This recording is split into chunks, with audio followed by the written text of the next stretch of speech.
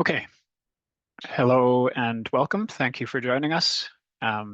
This is our deeper dive webinar on the two new procedures to change VCS project methodology. So change the methodology used by your VCS project. Just walk you through the agenda.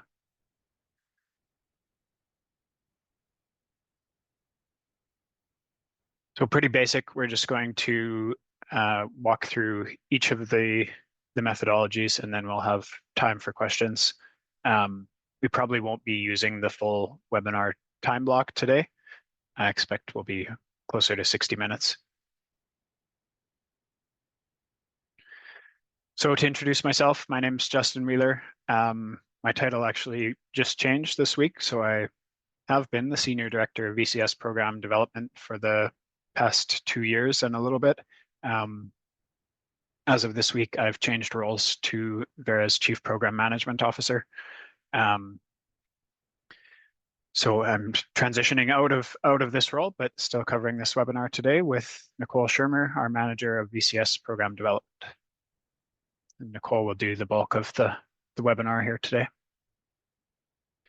So the objectives of the webinar, really, we just want to give you a chance to understand in a more detailed way what you need to do to use these procedures if you're looking to update the methodology used by your project.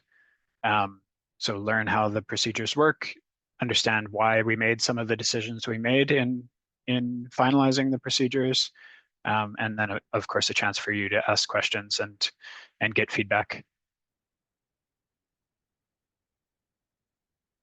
So to set the context for why we developed these procedures, we do regularly update our methodologies, and we update them for a few different reasons. Often our methodologies are relatively cutting edge, so we're finalizing them before the science is fully kind of settled. It's not like we're working on decades of established science. We're often working on kind of the latest 1 or 2 years.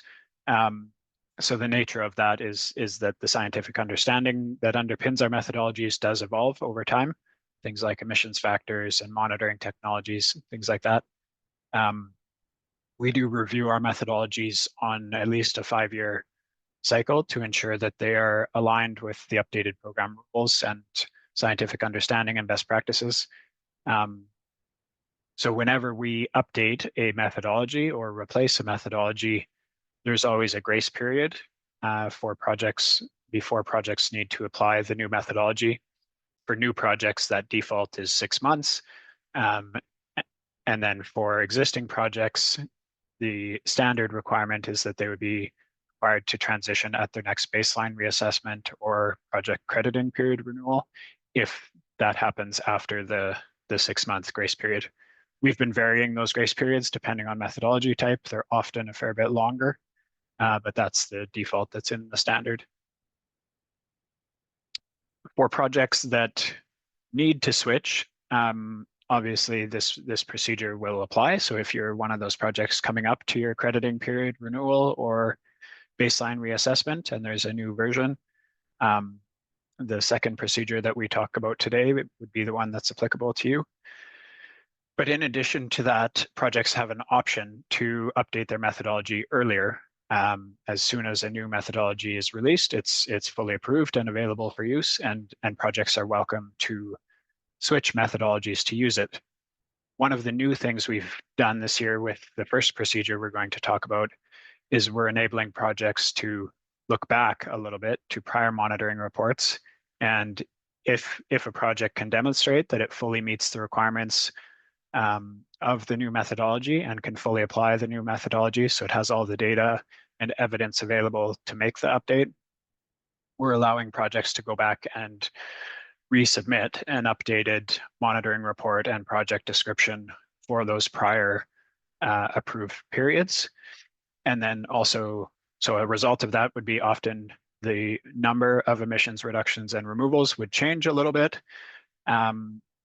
And then if you've issued VCUs under that methodology, the procedure has a process for what we're calling reconciling those VCUs. So each VCU holder has the option to cancel their VCUs that were issued under the old methodology and be issued a new amount of VCUs that corresponds to whatever the percentage change is under the new methodology.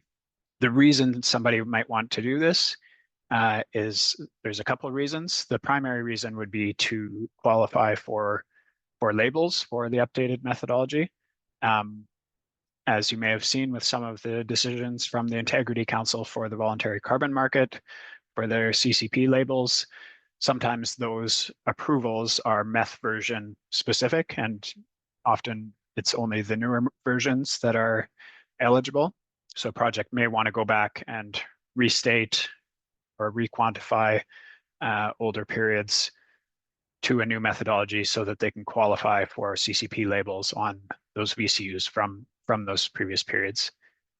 A second reason is we recently introduced labels for reductions and removals. And for some project types, a project activity generates a mix of reductions and removals. In those cases, we've had to update the methodologies to break out the equations and lay out exactly how one quantifies the subtotal of reductions and removals within its total reductions and removals achieved by the project. So in that case, the total number of VCUs maybe doesn't change, but you're establishing a ratio of reductions and removals that would be eligible for those labels. So an example would be like a agriculture land management or a improved forest management project. And then thirdly, it may not be about labels at all. It may be just buyer preference. If a new methodology is seen to be kind of higher integrity in the market, buyers may want to know that they have kind of the latest available methodology applied to their credits before they purchase or before they retire them. So you may want to do it voluntarily just for your own sort of market reasons. And then, yeah, I talked about the final case where it's mandatory to transition either at a crediting period renewal, or in some cases, there's a transition date, such as the red and cook stove meths, where a transition is required, even if you haven't reached that baseline reassessment or crediting period renewal. So the last thing to say before we jump into the procedures is these procedures, unless they're required under that final category, it's fully optional to do this. And especially for the requantification reconciliation, VCUs issued under a methodology that was valid at the time of the issuance are fully valid VCUs and fully eligible for use for retirement against claims. So this is an optional procedure for people who want to make that update. We are not requiring anyone to go back and requantify or restate previous monitoring periods. Okay, that was a lot, but I think it's important to understand the context before we jump in, because that will help explain some of the decisions we made in the two procedures. So the first procedure, oh, sorry, I had the first and second mixed up in my explanation I was just giving, but we'll give you the links and everything, and Nicole will give the details. So the first procedure is for a change that is go forward only. So you're updating your project description, but you're not updating any monitoring reports or doing any requantification of reductions, removals, or reconciliation of VCUs. It's purely go forward. So that's the one you would use if you were updating in a mandatory circumstance at a crediting period renewal or baseline reassessment. It's still optional to use it earlier than required, but it's go forward only. The second procedure is similar, but has those added elements of what do you do about prior periods if you want to apply the methodology retroactively and requantify your emissions reductions and removals and reconcile your VCUs. So I will now hand it over to Nicole to walk you through the details of these procedures. Thanks, Nicole. Yep. Thanks so much, Justin. I think that's really helpful to get all of the context for why we created these procedures. And now I am going to be giving an overview of both procedures in detail, walking everyone through what we hope is some simple and clear guidance on how to use them if you're interested. this webinar will be recorded, so we hope this will be a helpful resource to be able to reference back to in the future if you decide to take this pathway further down the line, or to share with other colleagues who might be interested in these pathways as well. So first I'm going to talk about that first way to change your project methodology, which is for your current and future monitoring periods only. Like Justin mentioned, it might be something you're doing optionally. You want to change it before the end of your methodology grace period just to get ahead of the curve, or you might be doing it at the end of that methodology grace period when it is mandatory to do so. So we just released both of these procedures, which is another thing I think we've mentioned. We released them both on the 16th of October. So all of the materials that we're referencing are available online now on Verra's Rules and Requirements page for the VCS program. So this one's called the Procedure to Change Methodology via a Project Description Deviation, which I know is a mouthful. We couldn't think of a more clear way to name it, though, for the time being. We hope this is clear. And the reason it's called via a project description deviation is because there is already an existing pathway in the VCS standard. I believe it's section 321.2, which states that a project is allowed to change their project methodology via a project description deviation. However, there's not much detail in there at the moment on exactly how you do this and what is required in order to make this transition using a deviation. So stakeholders told us that they needed more guidance on what they're supposed to do, especially considering the context of some methodology switches becoming mandatory, such as the need to switch into VM48 from other old red methodologies. And like Justin mentioned before, some projects might want to do this voluntarily of their own accord with other evolving market conditions, such as to separate reductions and removals to get the removals labels or to attain CCP levels where relevant. So some quick eligibility criteria to be able to use this procedure, some things to keep in mind. The project would need to be able to meet all of the requirements and applicability conditions of the new methodology. When we say new methodology, we're either referring to a different methodology that they're switching into, so the most recent version of that different methodology that they're switching into, such as one of the old red methodologies into VM48, or to switching into the most recent version of the current applied methodology. So maybe a version 1.0 to a version 2.0, something like that.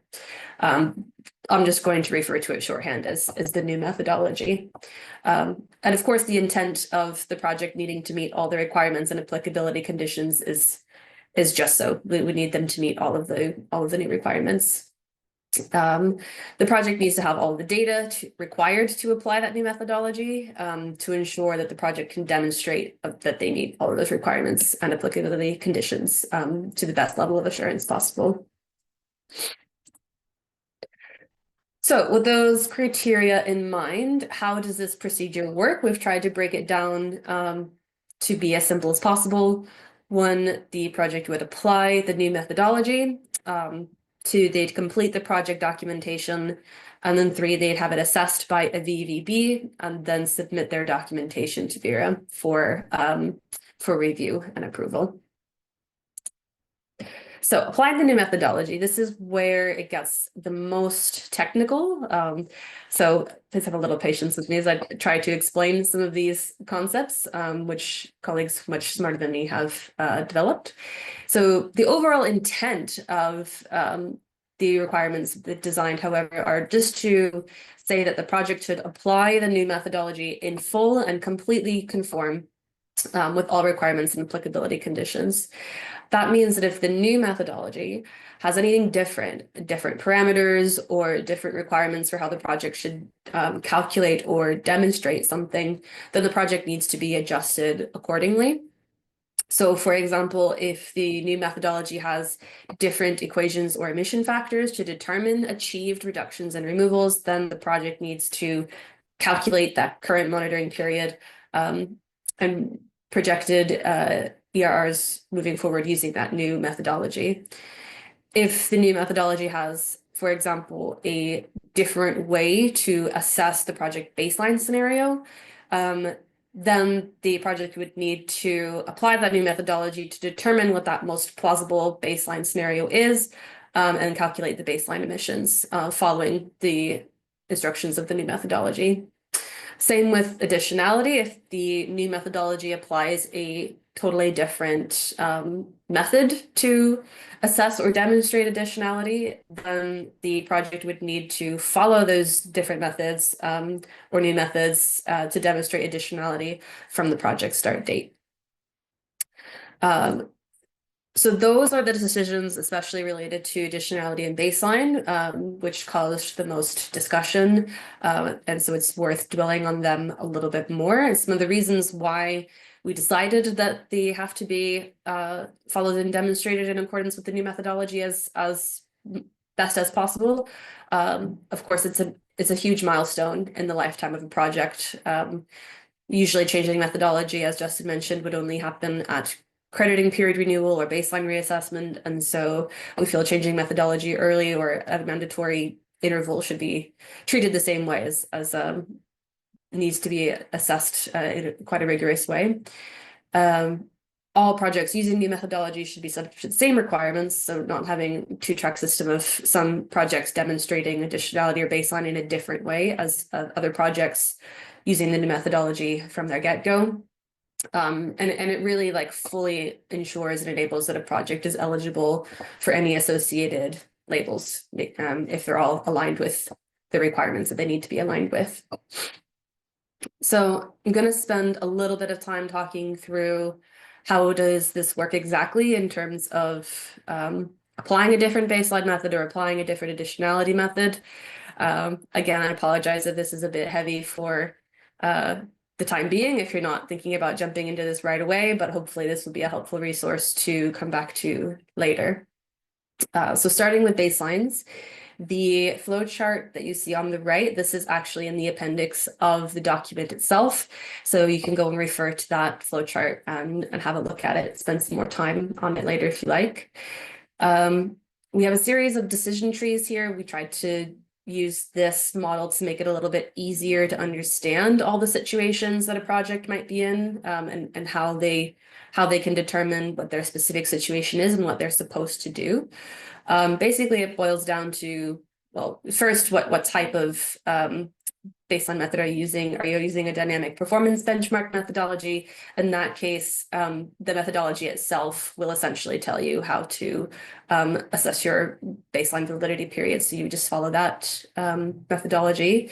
If you're not, if baseline reassessment is required for your project activity type, so that means if you'd normally be required to undergo a baseline reassessment every, let's say, 5 or 7 years, in that case, using this procedure would mean that you need to go ahead and just reassess your baseline now for the sake of applying the new methodology, and that would reset that timeline if your project is one of the types that's normally associated with being required to reassess the baseline.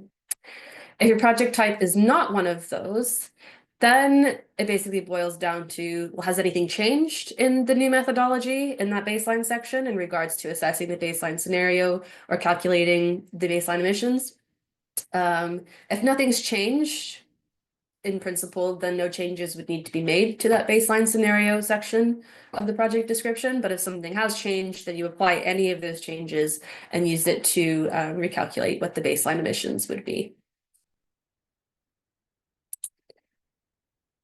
So next, for additionality, so the overarching requirement here is, does the project introduce any design changes for the purpose of applying the new methodology? Design changes could be adding instances or becoming a group or non-group project. If yes, if it's a major design change, then we'd want to see a reassessment of regulatory surplus. It's worth mentioning as well that when reassessing the baseline scenario for project types that are required to do so, that requires a kind of reassessment of something that's akin to a redemonstration of regulatory surplus as well. So it's already something that's more widely expected anyway, especially if there's a design change involved. So after that overarching requirement, the main requirement is, does the project have any different method for assessing additionality than what was in the old methodology? If yes, if it's different, then you'd apply the new method to assess additionality from the project start date. From the project start date means using historical data or information that was relevant at the time of the project start date. So yeah, from the project start date. Okay, I think I'm going to, and then yeah, finally, if it's using a performance method, then the project would just apply the performance method as described within the methodology itself. So that was the heaviest bit of information to be shared. Next, I'm going to talk about the second step, which is a lot more straightforward, just completing the project documentation to complete the project description deviation. So the overall intent, of course, is that any changes should be thoroughly documented and presented for VVB and Verra review. Project description deviations are always submitted, or sorry, usually submitted for VVB assessment at verification. So at verification, a project should obviously prepare all documentation normally prepared and submitted at verification, so a monitoring report. And the monitoring report should describe this deviation in detail, as well as the baseline reassessment where applicable. The project should also prepare a revised project description using the most recent applicable version of the project description template, and they should revise any sections that are needed to apply the new methodology in full. They also should prepare an updated ex-ante reductions and removals calculation spreadsheet to show those projected ERRs that will be achieved using the new methodology.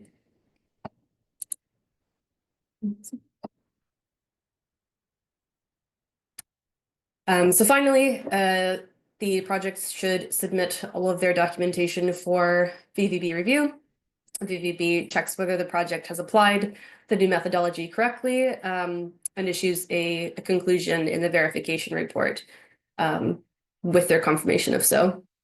The VVB needs to validate that any changes that were made in the project description meet the new methodology and that the project conforms with the new methodology, including any of these items in particular, which are important.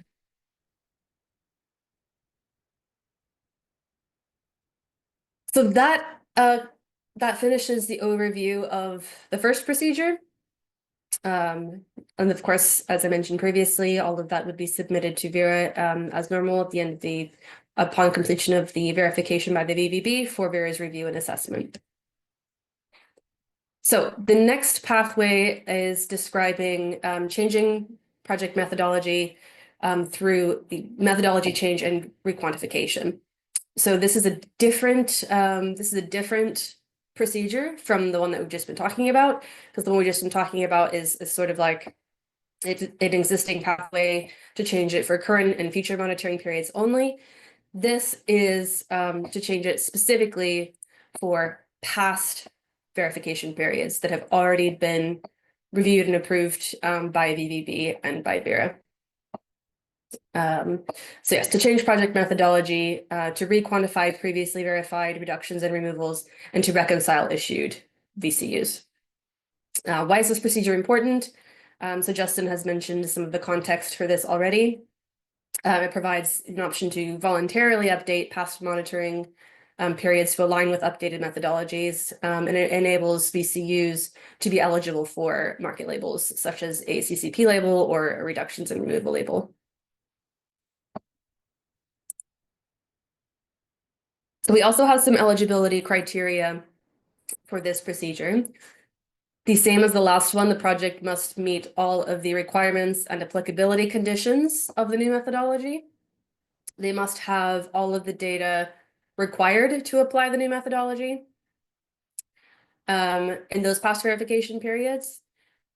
The verification periods that they choose to requantify, they must include the latest verification period that was approved and they must be consecutive. So you can choose from the last most recently verified ones, and then however far back that data is available for. It's important to note, of course, that for VM48, requantification can only be done for periods where project activity data is available. So if it's not available, it might not be possible to do requantification for all past verification periods. And then a final eligibility criteria to mention is that retired VCUs are not eligible for reconciliation. So how it works is quite similar to the last procedure. You apply the new methodology, complete the project documentation, have it assessed by a VVB and by Verra.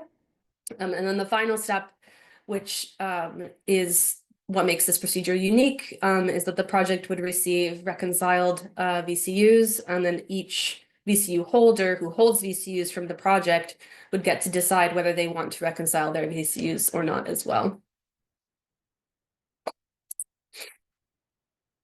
So applying the new methodology is very similar to the project description deviation procedure, and we've designed it to be almost exactly aligned intentionally, so that any project that's changing its methodology is basically being subject to the same requirements. So I'm not going to spend as much time on these slides because the intent is the same as the deviation procedure, and the wording of the requirements is the same. So all in all, if the new methodology has different requirements for how the project should demonstrate or calculate certain things, then the project needs to be adjusted accordingly. So different equations or emission factors to determine achieved reductions and removals for those past monitoring periods, they need to be applied and then recalculated. If there's a different way to assess project baseline scenario or a different way to demonstrate project method additionality, then the project would follow the new methodology to determine what those most plausible scenarios would be.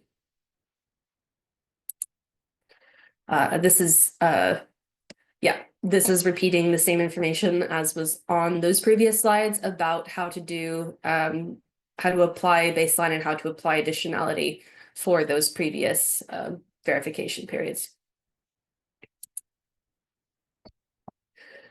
So completing the project documentation, again, the intent is that the project needs to thoroughly document any change made to their project and submit that for VVB and Verra review. What needs to be submitted includes a revised project description using the most recent applicable version of the template, an updated ex ante reductions and removals calculation spreadsheet, as well as updated ex post spreadsheets for each past monitoring period being requantified. We're also requiring an updated non-permanence risk report, similar to when you would prepare an updated NPRT or an updated NPR at verification. You'd take that risk rating and apply it across those requantified periods to derive buffer contributions and the final eligible amount of VCUs. And finally, a requantification report template needs to be prepared to assess the monitored data using the new methodology. This also includes a reconciliation table, which lays out the before, the after, and the percentage difference of the VCUs after the NPRT deductions. A project can choose to prepare one report for all monitoring periods that they're quantifying, or one report per monitoring period, whatever they decide is most simple and straightforward for them. So a VVB should assess whether the project has applied the new methodology correctly.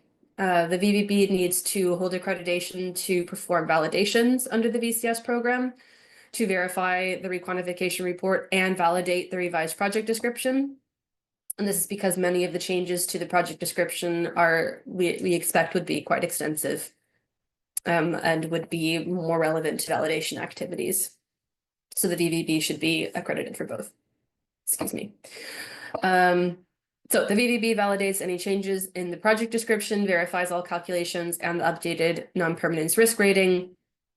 And then the VVB prepares a requantification verification report, which includes a conclusion regarding whether the project has demonstrated conformance with the new methodology. So Verra reviews the project documentation that is submitted by the project proponent, including the verification report from the VVB. Make sure that of course everything is in order, and then Verra will also issue any findings and approve the documents as needed before continuing along to the reconciliation stage. It's worth mentioning that in the recently released new Verra program fee schedule, there are several new fees released related to these requantification requests. There is the requantification review fee, as well as labeling fees involved as well. So the final step is when all the documentation has been reviewed and approved, then the reconciliation process will happen. So the amount of VCUs that the project had before, if they've already been issued, those will be reconciled. If they're held in the project proponent's account, they're reconciled by default. If there's any approved but not issued VCUs from the project proponent from those relevant periods, those would also be adjusted accordingly. However, if some of those VCUs have already been transferred to another account holder on the Verra registry, each of those VCU holders has the option to opt in to decide if they want their VCUs to be reconciled or not. How this works is that Verra will notify VCU holders from the affected project when that project starts undergoing its validation verification activities for the requantification. The project is required to submit a notification form to Verra upon starting its audit activities. Verra will notify the VCU holders from the project, and then once everything is approved, Verra will notify them again to say, the requantification has been approved. You now have a period of time to opt in and notify us that you would also like the VCs that you hold from that project to be reconciled. We changed that window from the public consultation. It was a shorter window, only about 30 days. We've now changed that window to 5 years. So VCU holders do now have much more time to decide to opt in, either upon receiving the notification that the requantification has been approved, or further down the line if they decide to do so as well. So for everyone that does reconcile their VCUs, or either automatically or deciding to opt in to reconcile, reconciliation means that the blocks of VCUs held in their account are canceled and reissued in the new amount. So as I mentioned before, there'll be a new amount, an old amount, and a percentage difference after the NPRT deductions. So that's taken, and that a percentage difference applies equally across all blocks of VCUs that have been opted in for reconciliation. Once that reconciliation has happened, those VCUs are now eligible for any of the applicable labels, such as a mixed reductions and removals labels or a CCP label. Where the label requires a fee, that fee must be paid before the labels can be applied. As I mentioned, you can see any relevant fees for labels in the new Verra program fee schedule. Verra will also reconcile the number of buffer credits automatically in the buffer account, relevant buffer account. Verra will also be taking steps to ensure that all of the information about reconciled VCUs is as transparent as possible and visible in project record, as well as in the overall registry. So reconciled VCUs will be identified with a requantified VCU label. VCUs that are canceled for the purpose of reconciliation will have their cancellation reason be public, as this is more of an administrative cancellation. It will simply say canceled for reconciliation purposes. And we'll publish for each project a reconciliation summary table that will track which VCUs have been canceled and which ones that they were replaced with. So that takes us to the end of our presentation, actually, a little bit early. So we have plenty of time for questions. Justin, I'm going to hand it back over to you to facilitate, and also feel free to add anything that I've missed in my overview, since I've been doing quite a lot of talking and might not have remembered to include everything. Yeah, thanks, Nicole. That was a great overview. I don't think you missed anything, so we'll see what the questions say. So just a reminder, at the bottom of your webinar screen, you can open the Q&A box, and we've set it up so that you can read other people's questions and upvote them. We should have time to get through most, but that just helps us prioritize the ones that we're able to answer in the webinar. So the first question is, how should the project proponent proceed if the new methodology requires measurements at project start that were not required with old methodologies, and so were not taken? This is probably going to be a little bit case by case, depending on the methodology. For cases where you're doing this when you're required to switch, we can give additional guidance on how to account for that. This may be a limiting factor, though, like when Nicole talked about, you have to have the data available to be able to go back and do requantification. This may be a limiting factor on your eligibility to use that second procedure, the meth change and requantification procedure. So unfortunately, that's maybe a little bit unsatisfying. Please feel free to reach out to us. Probably the methodologies at verra.org inbox is the best for this type of question, because it's going to be a meth-specific question. You can also reach out through the Secretariat, of course, and we can give project-specific guidance. And we'll look to add some of that. If there's recurring questions on a given methodology, we can look to publish like some frequently asked questions or meth-specific guidance for switching procedures. That was one thing that we knew we may have to do, but we just didn't have the time to go through every single methodology and think through those details, and we wanted to get these procedures live into the world. So the next one, we have a few with one upvote here.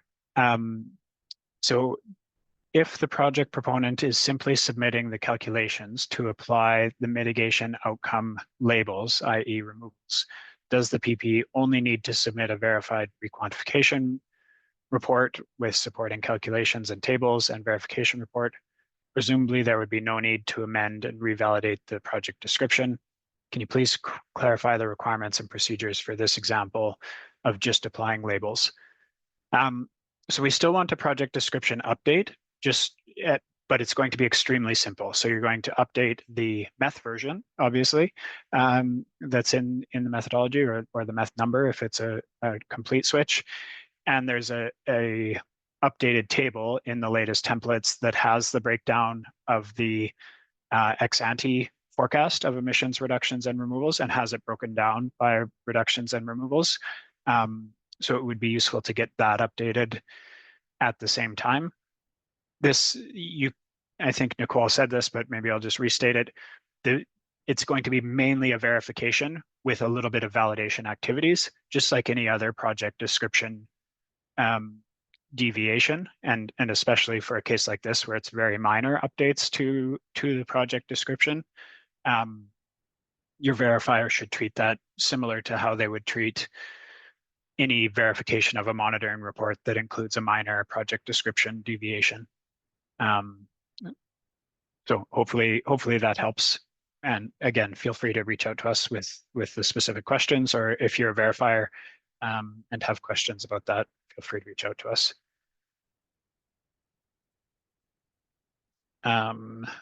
Okay, next up, just refreshing the upvotes. Is the new project description deviation only for cases where you are updating the methodology as part of a deviation, not for all PD deviations?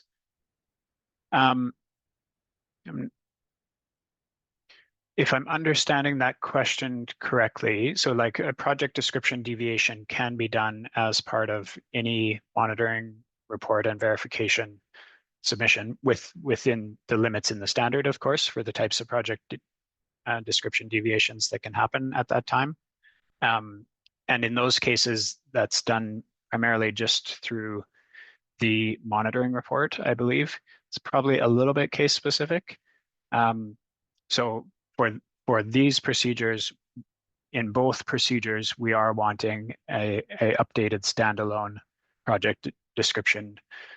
So it's called a deviation, but it's an updated project description that would get uploaded to the registry as an additional new document.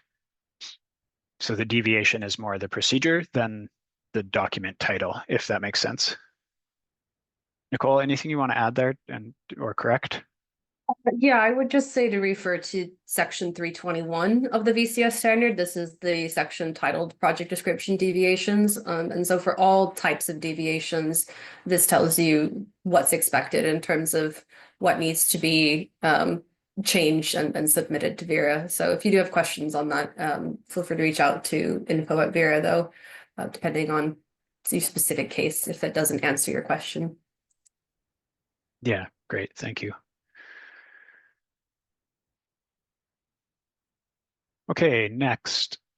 Following a retroactive requantification of issued credits, if the PP has, the project proponent has previously transferred the credits to a customer account, what is the mechanism process for removals of the customer's account to be tagged? Yeah, good question. And I think Nicole maybe covered this right at the end after the question was put in there. So once a reconciliation has been completed, if for somebody who is not the project proponent, they can request those labels as part of that reconciliation request. So the requantification report and request is all done and approved. Then a notification goes out to every VCU holder. The VCU holder has a choice, reconcile or not. If they're choosing to reconcile, then they can request the applicable labels at that time. One other wrinkle to maybe mention here that you'll see if you look at the representations. In some cases, we've heard from project proponents and their buyers that they maybe had an understanding already that that buyer was buying only removals, even if the project is a mixed reduction and removal project. In those cases, the VCU holder and the buyer can both identify that in their representation and say, actually, we want the buyer to get 100% removals, for example, even if the project is 50-50. And as long as the totals match up across those two or even more potentially entities, then we will label accordingly. So it doesn't, the default is to have the same split of proportion of reductions and removals if you're in a mitigation outcome type label situation. But we did provide that flexibility mechanism, and that's in the representations themselves. Anything you want to add there, Nicole? No, I think you got it, Justin. Okay. And remember to upvote if there's, I think we're doing okay on the questions, but if there's things you really want us to answer.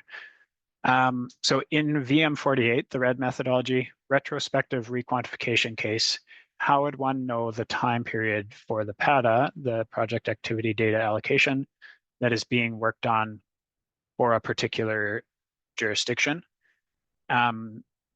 So you can reach out to the red team. I mean, that's the same question as PADA data in general. So that team is trying to provide regular updates on progress on getting that data out and prioritizing jurisdictions that have kind of the most projects or project area covered in the jurisdiction. So feel free to reach out to that team. In terms of the time period, they should be able to tell you that now.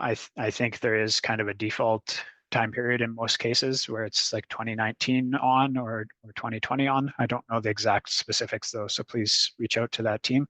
And then of course, once the data is live, then you'll know the dates that are in there, and you can then use the meth change and requantification procedure back to the start of that data period. And then we won't get to it for a little while because our priority, of course, is getting complete coverage of the new data.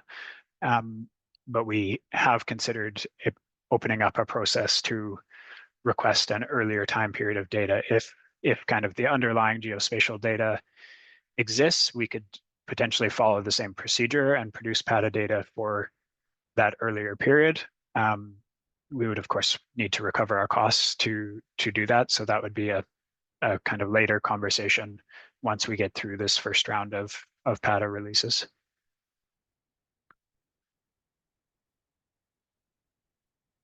Okay, another meth-specific question, and I did ask my colleagues to give me the right answer to this. So let me just see if they were able to get back to me.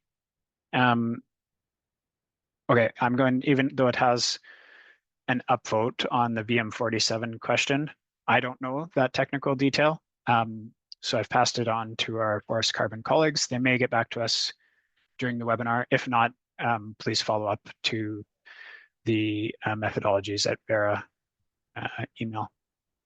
I also want to say that we've given a little leeway in the procedure itself for Verra to issue methodology specific guidance where it is needed.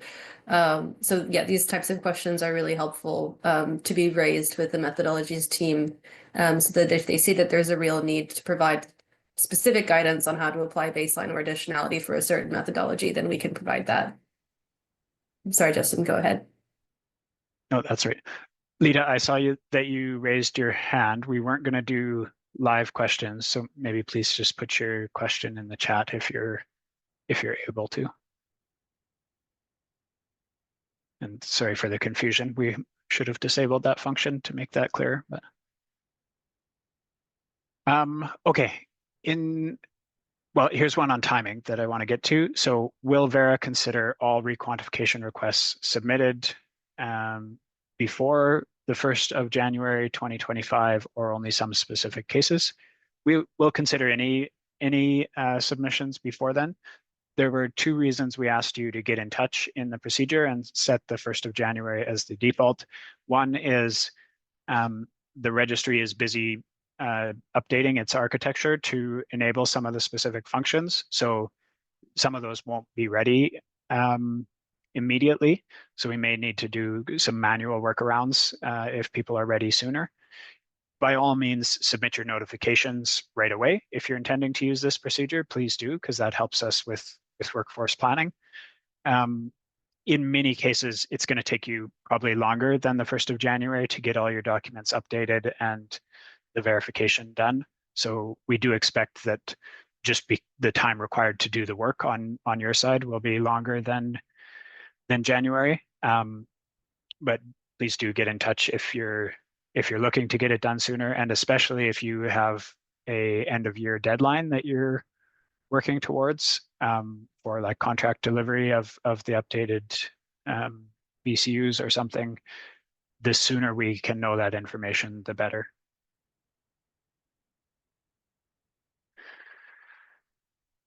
Okay, in the second pathway, if using the new methodology or methodology version to reconcile the VCUs from the previous verification results in a decrease in them, and you've already sold all the VCUs, in the end, we'll have some reconciled VCUs and some non-reconciled VCUs. Is that correct? Yes. So in a case where you have sold VCUs, it's up to each VCU holder whether they reconcile or not. Once that VCU holder chooses to reconcile, we have a document, I'm forgetting the title, so Nicole, jump in here with the title of that document that will go on the project page that lists, these ones have been reconciled and these ones haven't. And then we will also tag the reconciled VCUs. We have a specific label that we've created for that purpose, so that on the VCU page, you'll see that tag, and then you can look back to the document to see the information. So yes, if not all VCU holders choose to reconcile, there will be a mix. And in our view, that's okay. You know, each VCU holder is wanting those VCUs for their own specific purpose. And they may not want to do the reconciliation because it may not be needed for their purpose. Those previously issued VCUs are still fully valid for sale or retirement. So they can do that. If they sell them on and a later VCU holder wants to reconcile, they can do that too. We originally said, you know, there would be one chance and it would be 30 days. But we got a lot of feedback on that, so we extended that out to 5 years. We still wanted to put a timeline just so we didn't have that kind of lagging risk of administrative work for a very long time. But we felt that 5 years was significant enough to address the concerns we heard in the consultation. Anything you want to add there, Nicole?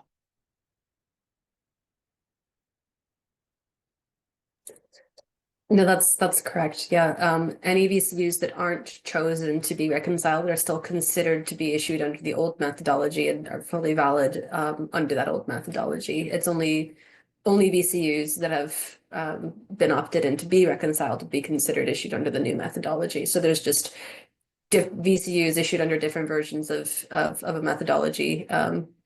They can coexist within one project.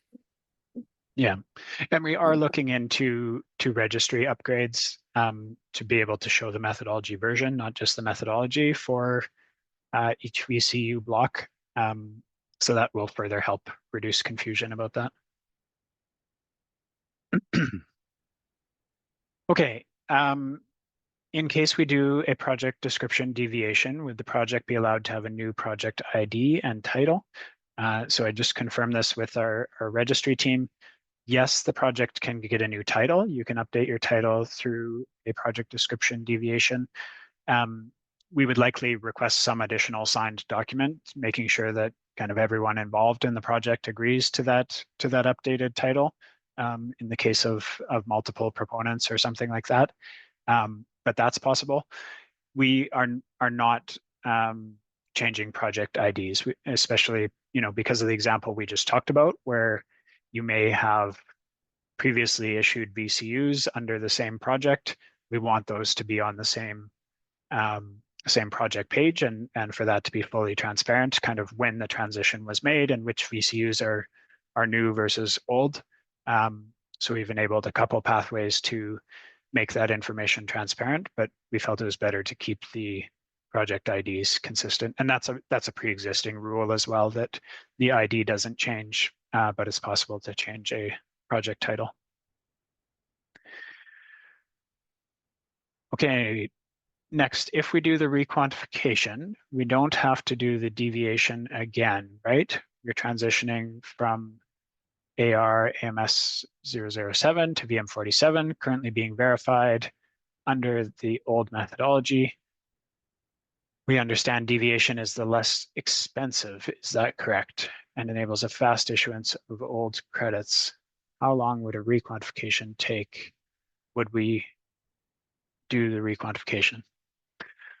So if I'm understanding that correctly, like the answer, and Nicole, please jump in here. The answer to the first part of that is that's correct. If you use the procedure to update your project description, you don't need to do another PD deviation at your next monitoring report or anything like that. So Nicole, any nuance that you want to add there? No, that's correct. So if a project is wanting to do both, for example, it's better to start with the requantification. So you're choosing the last verified, the last approved verification period, and then moving backwards from there as far back as you're able to go. And so then that revised project description updates you to the new methodology. And so then you can work from that updated documentation onward for your next verification period, so that when you're preparing for your next verification, when you're preparing for your next verification for the current monitoring period that you're in, if that requantification has been approved, then you can go ahead and work from that documentation operating under the new methodology from that point onwards, forwards. Yeah. And then with respect to cost, so there is a fee for the meth change and requantification procedure. I think Nicole mentioned it. So it's $10,000 at the time of the request. So that's like a request review fee. So in terms of cost on the Verra side, it's cheaper to do the go forward option because that's just a typical review that would be usually included with a verification review request. And then in terms of cost to you, like your administrative costs and maybe consulting and your VVB costs, that's very likely to be true as well, that it's going to be more expensive if you're also requantifying a previous period. But that's maybe not a hard and fast rule. There might be project specific details on your side that we don't know about. And then the final part of that, how long would a requantification take? And would we do the requantification? So the project proponent is the one that does the requantification. So they have all the data. They're responsible for updating the documents and confirming that they have all the information needed to use the new methodology. How long will it take to do is going to be very project specific. And then same with the VVB, depending on the complexity of the updates and how many previous monitoring periods you're updating, that sort of thing. So there's probably not a number that's useful there. It's going to be case by case. And then similarly on the Verra side, our review timelines, similar to any of the other reviews, we have service level agreements for reviews that we are, as we just announced yesterday, we're going to hit with our new risk-based approach to reviews by the end of this year. But the exact timeline for an individual review is going to depend on the complexity of the project, the quality of the documentation, that sort of thing, and how many back and forths we have to do with you to get clarity and confirm eligibility. So sorry, there were quite a few questions embedded in that one, but hopefully I covered them all. When updating the methodology, is it possible to group individual projects in conformity with updated rules? So to take projects that were non-grouped projects and make them grouped projects when you're updating the methodology. I don't think so. Nicole, correct me if I'm wrong. I don't think we really contemplated that. And generally speaking, we require projects to be either grouped or not grouped, kind of from day one. Maybe get in touch if you have a kind of particular case and rationale for why that would be preferable, and we could look into it further. But Nicole, do you want to get into that anymore? Did you talk through that example? We may have talked through this as an example of a project design change. However, I'm not sure about the specifics, so this could be a good follow-up. Feel free to message program updates at verra.org. Let's see, there's a follow-up that he just added. Grouped projects became a possibility after the projects were registered. Initial CPAs had to be registered as individual projects. I see. Oh, okay. Yeah, please follow up with us, Thomas, with your kind of project ID and information. And you could do that to the Secretariat or the program updates email box, and we can look into that case with you. So maybe there is a rationale there that we can use. Thanks for the question. Yeah, thank you very much. Okay, if a project has not yet been validated, but was initially assessed under the old methodology, it may be impacted by the transition to the new methodology, which is time consuming. In this case, has Verra considered accepting extensions for the periods required to achieve validation? That means how retroactivity is affected.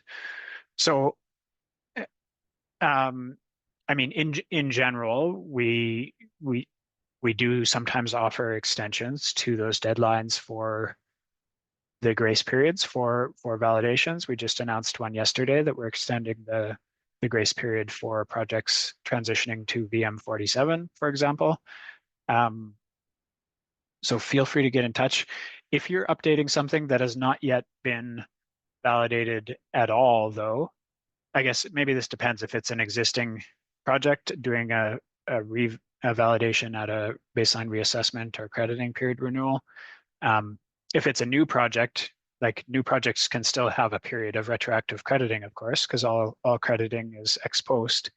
And you're updating this during validation. We're kind of not involved in that.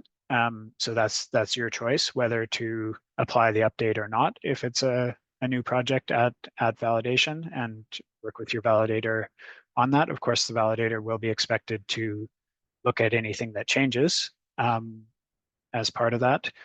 So it's probably going to be case specific whether it's better to just close off the thing that you have underway and then apply one of these procedures, or to pause the validation, do whatever updates you need to do, and then restart the validation.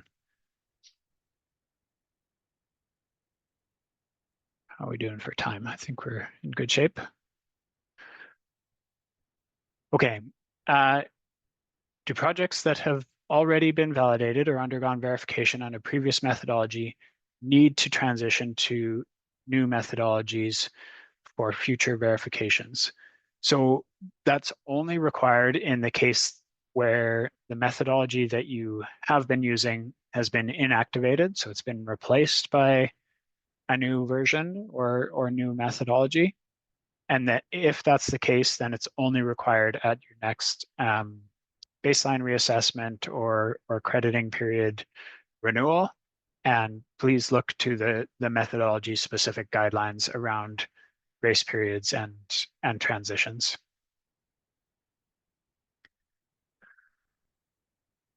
Okay, I got an answer here for the VM47 question. So in VM47, there's some details in the additionality test for area-based projects. So only projects using the area-based quantification approach are eligible to use the performance benchmark approach to additionality. And then there's some specific parameters are deemed significantly different. The project demonstrates additionality for the performance benchmark.